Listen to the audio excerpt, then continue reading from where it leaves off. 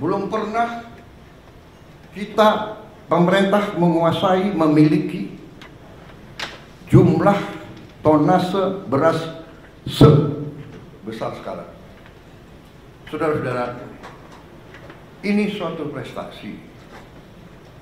Dan ini prestasi bukan datang begitu. Apalagi pertanian. Pertanian itu yang saya katakan tadi, azimut kompas, salah kecil akibatnya buruk. Kita tidak memperhatikan cuaca, El Nino, kekeringan, La Nina. Kita tidak perhatikan krisis pangan. Tapi alhamdulillah pejabat-pejabat kita mengerti, mampu. Bukan saya suka muji-muji, tidak, tapi saya ya namanya kepala sekolah, kalau ada, iya kan, ada yang berprestasi, saya harus kasih tahu prestasi, benar nggak? Jadi dalam hal ini saya lihat tim pangan, Menteri Pertanian dan timnya, Menko, semua fokus. Untung aja Menteri Pertanian ada di Jakarta hari ini, hadir. Biasanya saya cari nggak ada. Di mana? Kalimantan Barat, di mana? Jambi, di mana? Duanya, menteri dan wakil menteri, udah hitam sekali. Berarti ini menteri dan wakil menteri mana benar-benar bekerja.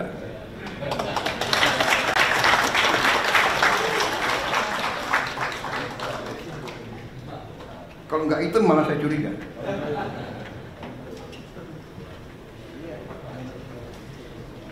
Akhirnya Pak Natalius Pigai pengen jadi Menteri Pertanian. Iya, nggak usah. Dia di ruang AC aja masih.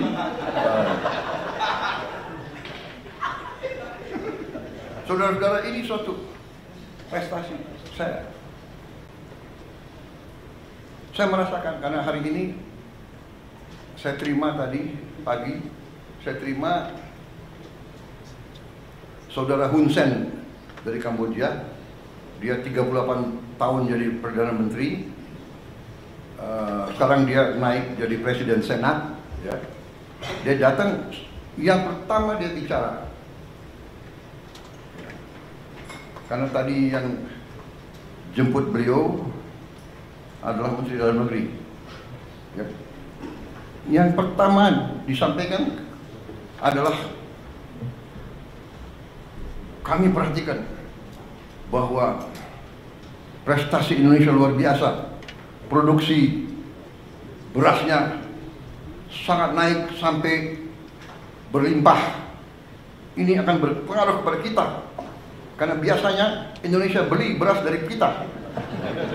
Tapi tahun ini Kamboja harus cari pasar baru. Karena Indonesia tidak akan impor. Benar tadi Mendagri. Datang ketemu saya, itu lagi yang disampaikan. Selamat, sukses. Produksi saudara luar biasa. Kemudian kebijakan-kebijakan yang saudara ambil ya, menjadi perhatian. Kita sih dinilai tidak dinilai, kita hanya kerja, kita tidak mau. Tapi alhamdulillah, ya kan? Dan kita nggak boleh takut. Jadi kalau ibarat kita di kelas, di sekolah, ya kan?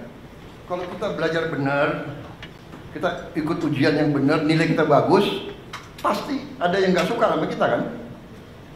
Yang nggak mau belajar nggak suka sama kita, ya kan? Wah, dia mau lulus sendiri gitu ya. Padahal belajar, bekerja gitu. Kita tidak berbuat yang aneh-aneh, ya. Pakai logika. Jadi waktu berapa bulan yang lalu, yang saya katakan prestasi ini kita bisa surplus produksi Februari, Maret, April, Mei, yang Menteri Pertanian, tidak sedikit jasanya Pak Jokowi sebagai Presiden. Benar Menteri Pertanian? Sekali lagi ini saya bukan ngolor untuk apa, ya kan?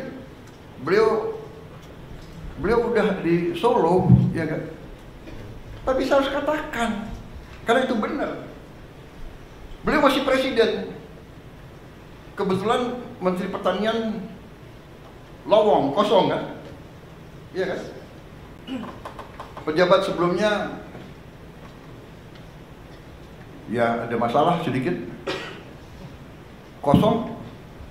Saya ketemu Saudara Amran, saya lihat bahwa ini masuk akal. Dan beliau pernah jadi Menteri Pertanian, beliau pernah mencapai swasembada. Saya datang ke Presiden Jokowi, Bapak Presiden, karena Kementerian Pertanian kosong, saya usulkan Saudara Amran Sulaiman, Menteri Bapak Kabinet pertama.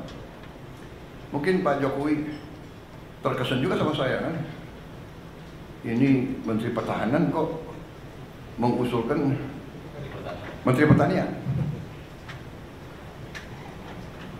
Orang selalu tanya, apa hubungan pertahanan dan pertanian? Iya,